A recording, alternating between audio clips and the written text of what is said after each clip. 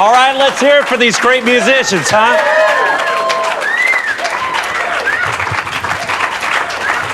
The Pleasant Valley Boys were the A-team of country music in that era. They weren't even calling it country music back then. They didn't even use that word. They called it hillbilly music. All right? Hillbilly music.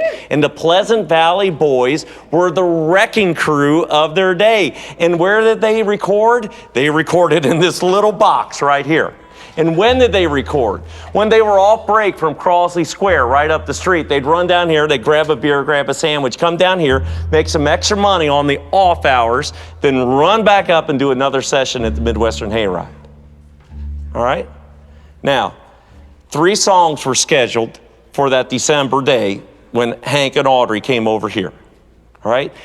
Hank also had the idea, hey, we got 3 in the box, why don't we do one more?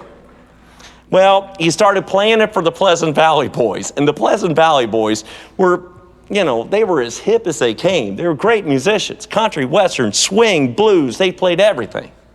They listened to this thing and they wandered their way through it and they said, Hank, what the hell are you thinking?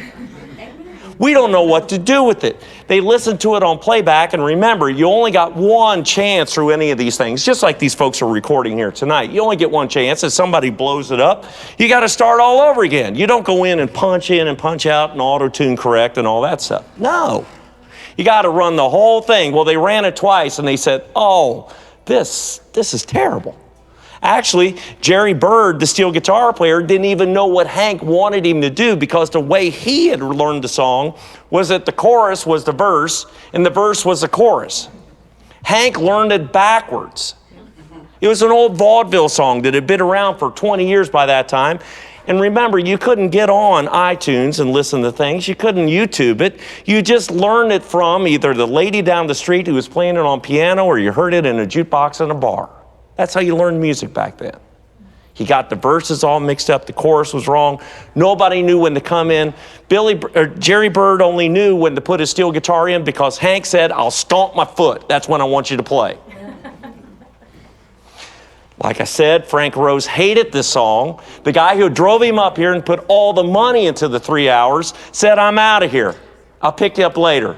You and your wife have a good time wasting the rest of our time. I'll pick you up. I'll drag you back to Nashville. That's what he did. But before they left, they got this song down on tape. Take it. I think you'll be surprised which one it was. And this became the one that put Mr. Hank Williams on the charts.